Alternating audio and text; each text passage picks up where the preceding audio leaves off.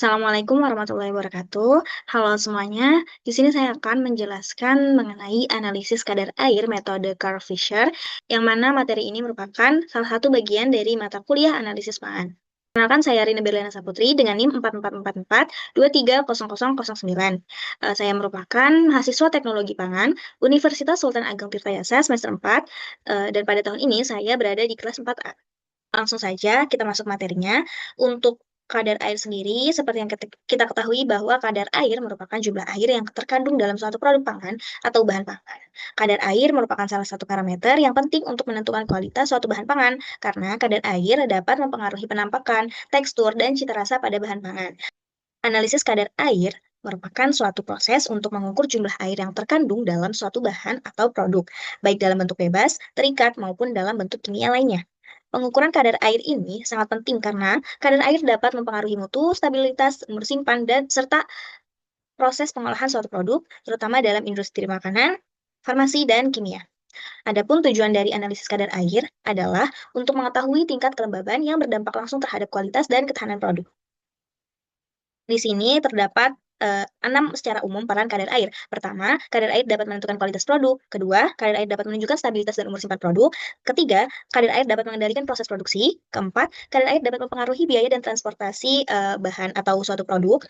Kelima, kadar air dapat mempengaruhi reaksi kimia dalam produk. Dan keenam, kadar air dapat memenuhi regulasi dan standar industri. Adapun metode analisis kadar air ini terbagi menjadi 4. Pertama, ada termografimetri, kedua ada termovolumetri, ketiga ada fisis, dan keempat secara kimiawi. Namun, karena pada pemaparan materi kali ini, saya akan menggunakan atau menjelaskan metode Carl Fisher. Jadi, metode Carl Fisher pada analisis kadar air adalah teknik kimia analitik untuk menentukan kadar air atau water content dalam sampel. Metode Carl Fisher ini pertama kali dikembangkan pada tahun 1935. Adapun prinsip dari titrasi Carl Fisher atau analisis kadar air metode Carl Fisher didasarkan pada reaksi oksidasi antara iodin dan sulfur dioksida. Untuk secara jelasnya, titrasi iodometri pada metode Carl Fisher ini melibatkan reaksi redoks di mana iodin direduksi menjadi iodida, sementara sulfur dioksida mengalami oksidasi menjadi ion sulfat. Untuk menghindari pembentukan asam yang berlebihan selama reaksi, sering diperlukan penambahan larutan basa. Larutan basa yang umum digunakan dalam proses Carl Fisher ini meliputi pridina, imidazol, atau basa organik lainnya yang biasanya dilarutkan dalam etanol. Adapun reaksi dasar dari Carl Fisher sendiri ialah I2 ditambah SO2 ditambah 2H2O menjadi 2HI ditambah H2SO4. Dalam proses titrasi, iodin ini mengalami reaksi reduksi oleh sulfur dioksida dengan bantuan air. Reaksi ini akan terus berlangsung hingga seluruh air dalam sistem bereaksi yang ditandai dengan munculnya warna coklat sebagai indikator adanya kelebihan iodin yang tidak lagi bereaksi. Untuk metode Carl Fisher ini memiliki dua tipe yang secara umum. Pertama ada secara volumetri dan kedua secara kuolometri.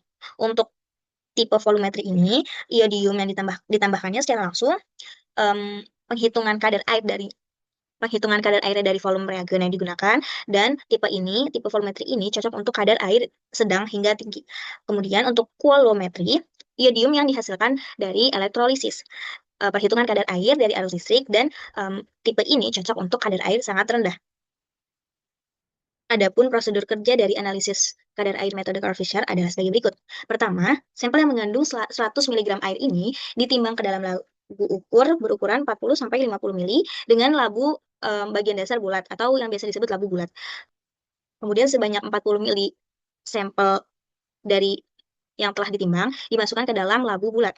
Di sisi lain, metanol direflux selama 15 menit dan didiamkan 15 menit. Setelah itu, labu berisi sampel yang telah ditimbang tadi direflux dengan waktu yang sama pada perefluxan metanol, yaitu 15 menit. Setelah labu berisi sampel direflux selama 15 menit, kemudian labu dipindahkan dan ditutup dengan tutup yang sesuai.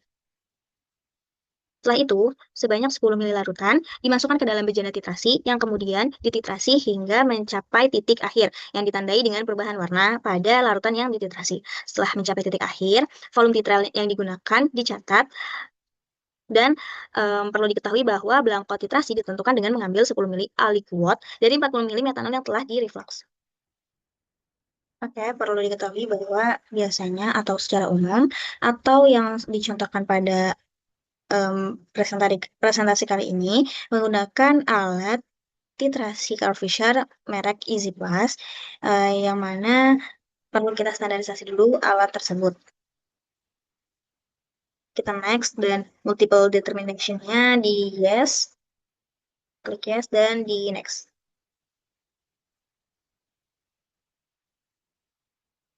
Selanjutnya, ini merupakan satu set atau em, serangkaian alat yang digunakan untuk titrasi Carl Fisher. Pertama, ada satu set alat titrasi Carl Fisher, ada sampel Carl Fisher titran, Carl Fisher solvent, dan botol Carl Fisher waste, di mana ketiga botol ini disambungkan kepada alat titrasi. Untuk botol Carl Fisher waste ini akan menampung sisa dari titran atau solvent yang digunakan pada titrasinya.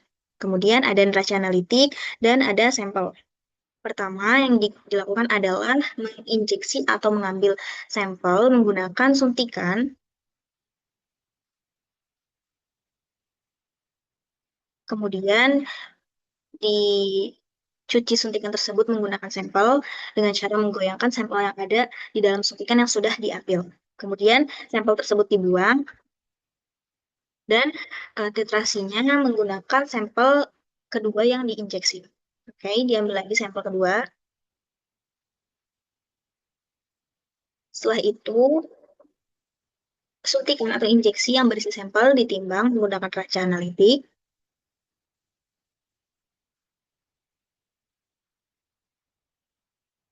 Kemudian di set alatnya, penambahan sampel. Sampel ditimbang dengan suntikan, catat hasilnya berapa, dan liter. Setelah itu, sampel diinjeksikan atau disuntikan kepada sampel atau Carl Fisher titrasinya. Dapat dilihat bahwa terjadi perubahan warna, yang tadinya berwarna kuning kecoklatan menjadi warna bening atau tidak berwarna. Kemudian di set pada alat tersebut bahwa ada penambahan sampel. Kemudian suntikan kosong ditimbang kembali dan dilakukan pengurangan, yang mana suntikan berisi sampel dikurangi dengan suntikan tanpa sampel.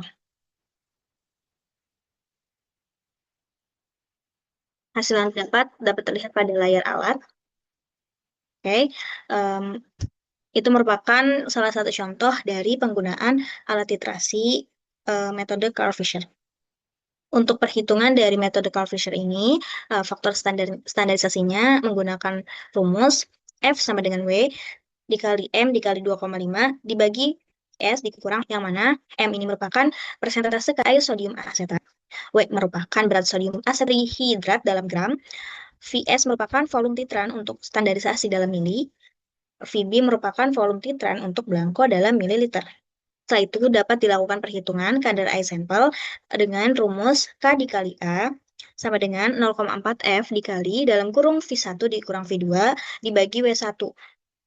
Yang mana KA ini merupakan kadar air persen, W1-nya ini merupakan berat sampel, V1-nya merupakan volume reaksi dari Carl Fisher untuk titrasi sampel dalam mililiter, V2-nya merupakan volume reaksi Carl Fisher untuk titrasi belangko dalam mililiter, kemudian F-nya merupakan faktor standarisasi reaksi Carl Fisher.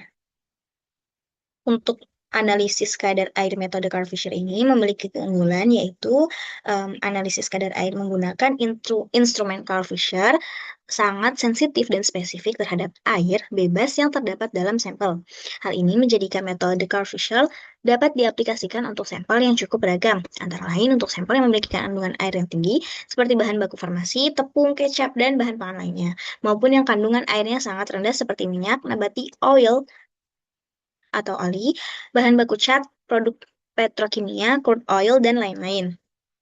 Perlu diketahui bahwa kadar air ini memiliki dua kategori. Pertama, kadar air bebas dan air terikat. Yang mana air terikat ini, air yang telah terikat pada komponen-komponen kimia atau zat-zat yang telah mengikat air tersebut. Sedangkan air bebas merupakan air yang tidak terikat sama sekali dan rentan ditumbuhi oleh mikroba atau biasa disebut dengan aktivitas air.